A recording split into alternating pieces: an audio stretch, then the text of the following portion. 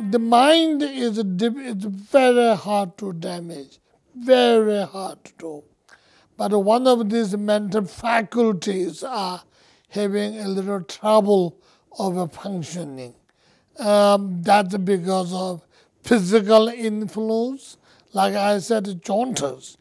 Individual person gets jaundice. It affects all your subconsciousness, such as eye, etc., affected. Eye base or the eye retina has been affected, and so you will see yellow, just like that. So that means what reality is, what your mind know, and what your mental faculty informing you is not telling. When it's not telling, it's a problem. So normally should be the same.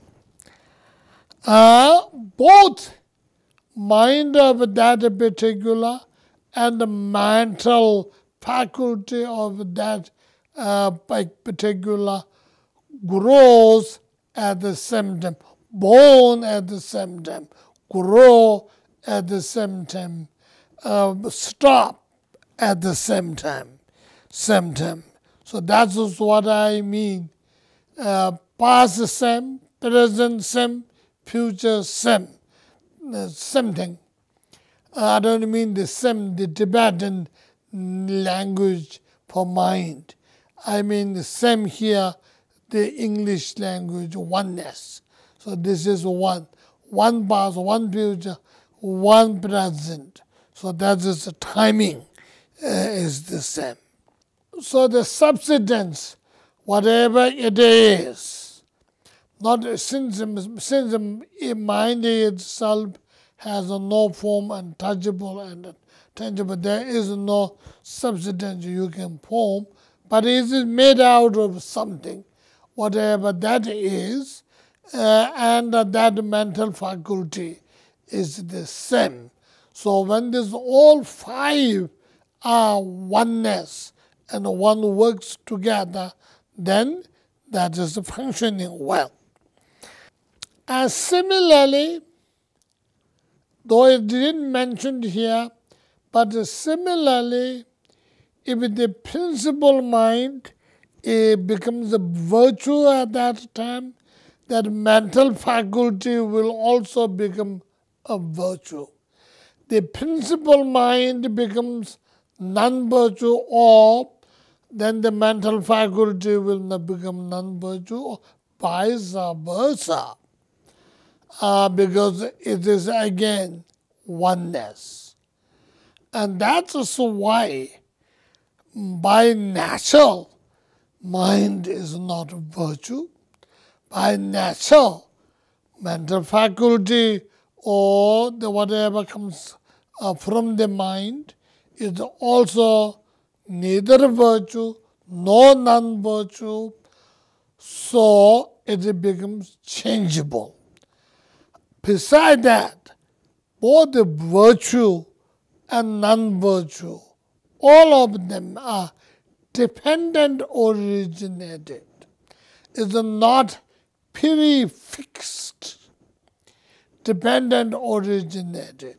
It is changeable. It is many things comes together and there's a becoming of it. And therefore,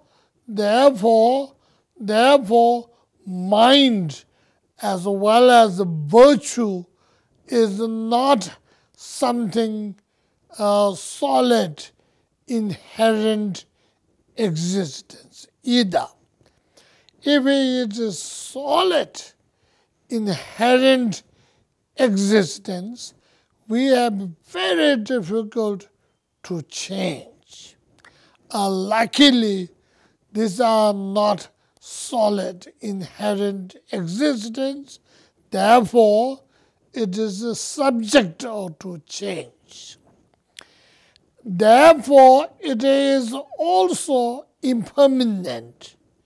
Impermanent means changeable. So that's also why it is great luck or very great fortune for us, because that natural of the mind from virtue to non-virtue, none of this changeable. So who can make a change? You, no one else. No one else can tell you what to do. It is you and your choice, and you are the only one who can change. And therefore, change here, you are the only one who can make a difference to you. And that's what I mean, is you are the only one who can make you happy, or you are the only one who make you miserable. And anybody else try to sell you their misery to you, you have all the right as well as the opportunity, the right as well as the opportunity to reject, not to buy, not to follow. No one can force you. This is another thing.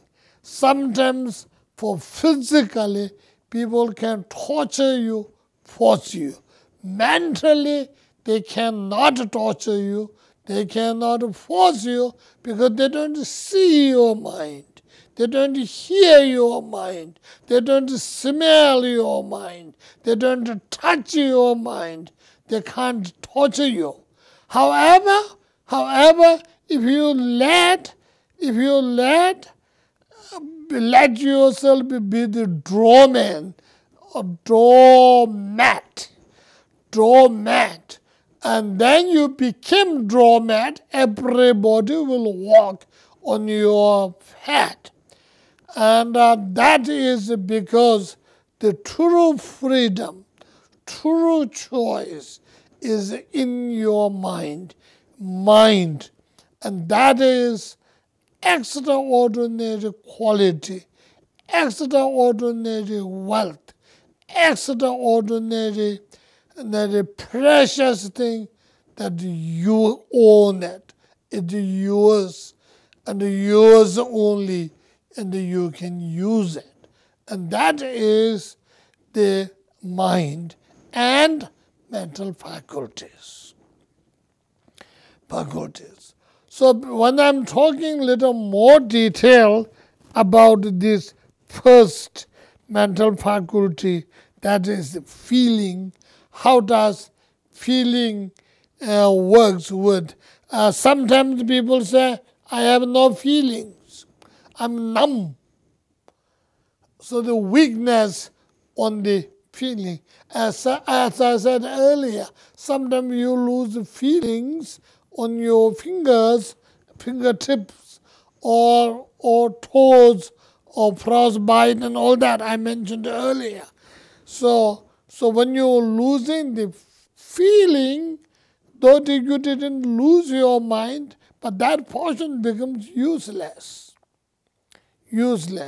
Similarly, feelingless mind will be useless.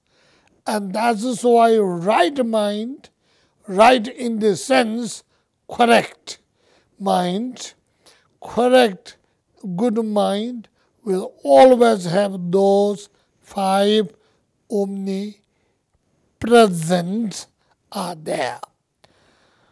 So that is the number 1. And if you are counting carefully those 5, one of those is whatever you are, wherever you are, like if you are in hell, and that if your mind is in hell, that from the mind will also be in hell.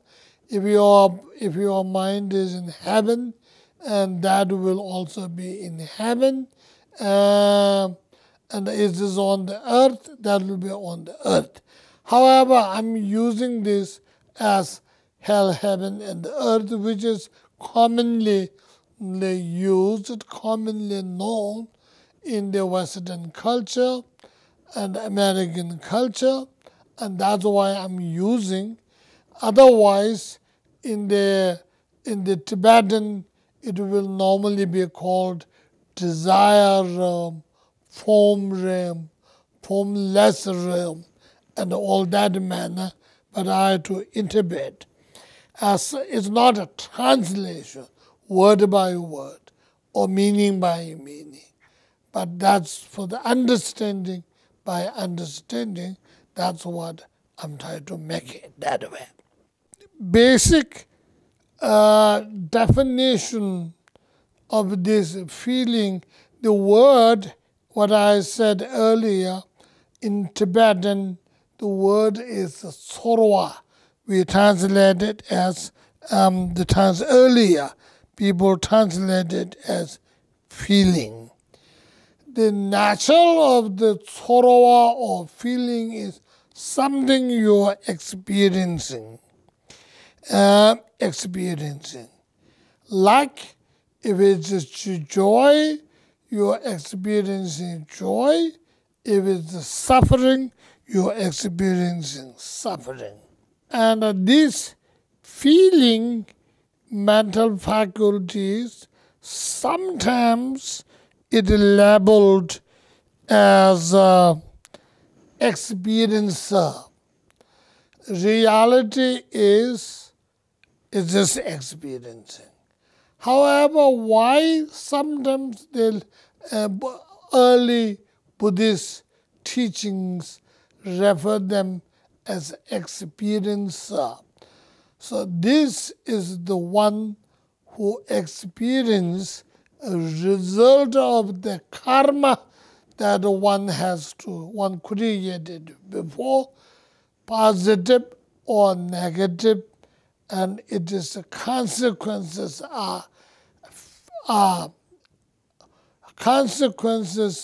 who are either enjoying or paying. The person who enjoying or the person who's suffering, paying, and whoever. And that is why it is sometimes called experiencer.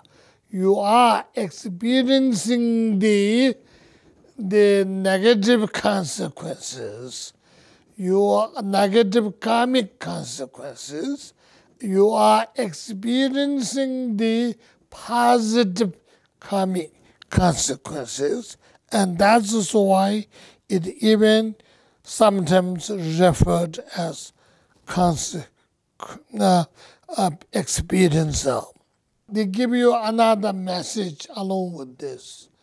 The message is, whatever we experience in our life or lives, joy, suffering, or where you born, those of us who are coming with the background of reincarnation, or wherever we're reborn, and it is all totally,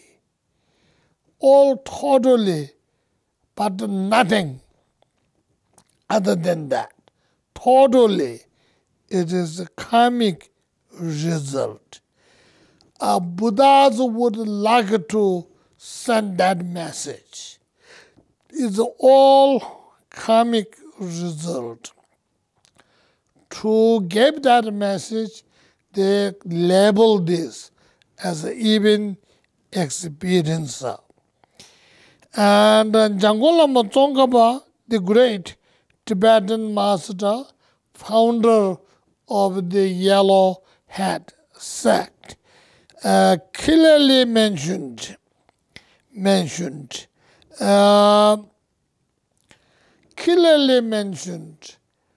the feeling is something that sort of socket within you, like if you have a very good dinner or something, and you will be fully satisfied, and sort of you dissolve, you add, digest and dissolve that great food, what you add, and you have a satisfaction. And that type of name, vocabulary he used for the experiencing result. And what I'm explaining may be suitable for good food or drink or something, but it may not be suitable for the sufferings that we experience. But that is language difference. But that is what it is. Jangol Lama Tsongkhapa father goes and saying, even you get a little cool breeze when you are so hot. And even that and above of any good feelings or bad feelings, whatever, it is all because of our previous karma and our previous work, good or bad result. There is no other place wherever that come from. There is no place where it come from. And then to support that, Jangol Lama Tsongkhapa's statement, I further quote from the early Indian great Mahapandit Nagarjuna.